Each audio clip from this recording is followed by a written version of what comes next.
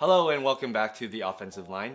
On this week's episode, we have a special guest, Tim Guo, a member of our church, Redeemer's Grace Church, here to share about the question, do you think life is fair?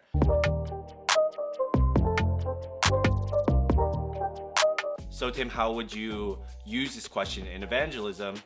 Have you used this question in evangelism? If you would care to share some of your thoughts on it. Yeah, I definitely think I've used this question in evangelism before. I think especially because in our world today, people really pursue after this idea of fairness or justice in life. We see that with just so many different complaining attitudes and unsatisfied lives just in our world today. People really have this idea that there needs to be wrongs that have to be righted. There are things in life that are just not right or not fair, and many people, I think, hold on to this type of thinking. I actually, it reminds me, I recently taught a lesson, a Doubt Night lesson. Doubt Night is one of the ministries that we have at our church, where we do answer an apologetics question every month. And the question that I was answering, that I was teaching on, is, do we have human rights? What does the Bible say about our human rights? And I first started the lesson just kind of talking about how before God, we really have no rights, right? This idea of rights, this topic of rights is one that is an everyday topic, because whenever we complain, whenever we hear complaining, whenever there's a temptation to complain, what we are really saying is that our rights were violated, that we did not get something that we deserved. But even just thinking about something that you touched on, which is that the only thing that we do deserve is eternal condemnation, is hell. That's the only thing that we do deserve. That's the only thing that we should get as a right. So there's really nothing to complain about because we don't have that as Christians. So has that point of conversation opened doors, like you being able to talk about, what we do deserve and things like that when you ask this question? This question I think is really fun as well, because I think it's a really good way to even just open up the conversation to talking about sin in general. Because people, I think, even though a lot of people today are atheists, they have this very diluted idea of God in their heads, even if there even is an idea of God in their heads at all. Yet they still really do have this pursuit after this good and this idea of righteousness that should be in place in just everyone's life, in their own life as well. And so kind of what you did talk about, Hanson, that I really liked the point of was just the fact that, yeah, we do deserve hell and that we do deserve this punishment because we have sinned against God. And once people realize that, in a way, they're kind of pursuing after this good and this righteousness that they seem to have missing from their lives, it can open up, I think, a lot of conversations just talking about what sin truly is, how do we actually see that being applied in even just our own life and personally for them, what they see sin as. Yeah, exactly. And that's where we need to start, right? When we have evangelism conversations, we need to tell people and have people understand the seriousness of sin. We need for them to be convicted, because then when they see what the penalty is, what the bad news is, which is that they'll be condemned for their sin, then they will run all the more towards the solution, which is Christ. That in Christ they can have eternal life and not have that condemnation, which is the only right that they deserve. So switching gears a little bit, since you've already shared about this question, what it does, what doors it opens, such as a conversation to talking about sin, which is, again, a very important topic that we need to talk about when we're evangelizing.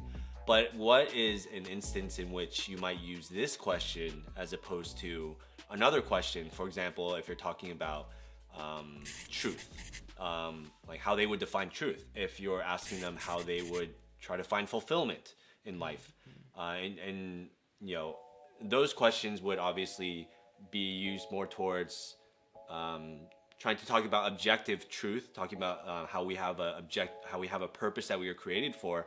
So when would you use this question as opposed to any other evangelism question?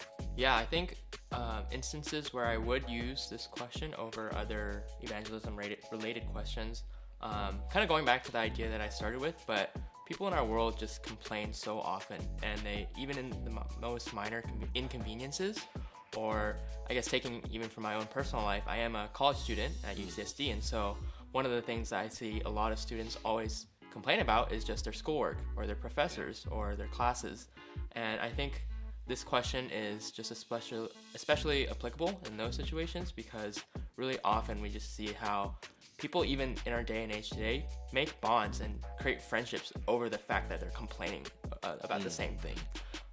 So what you're saying is basically, correct me if I'm wrong, but when you're in an instance where you're hanging out with friends, maybe doing schoolwork or something with non-Christian friends, and then you hear them complaining a lot, and then you're like, I'm gonna ask them this question. Is that kind of what you're saying? Like when you would use this question? Sure. That'd be a fun way to start a conversation with an Yeah, well, not like, like, hey, what makes life worth, or what makes life, have meaning, but like working it into, like, already thinking that I'm gonna ask this question, I'm gonna start a conversation with them naturally, like, how are you doing? What do you think about the test? Things like that, and then eventually asking this question. Is that like kind of how your thinking would go towards? Yeah, I would say so. Just to elaborate even maybe a little bit more.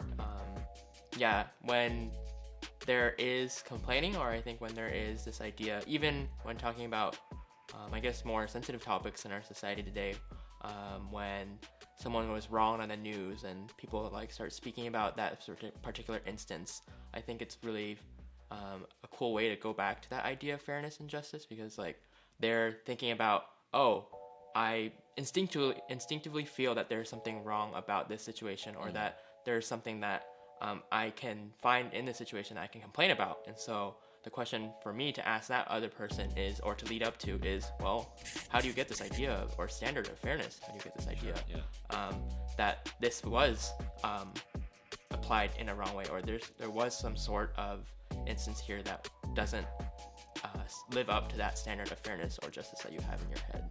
Thanks for sharing. I think, as always, a great question, and Tim is a great example of evangelism in our church, which I say about everybody that comes onto our channel, such as previous speakers, my previous guests, Sarah, Lisa, Hannah, Kian.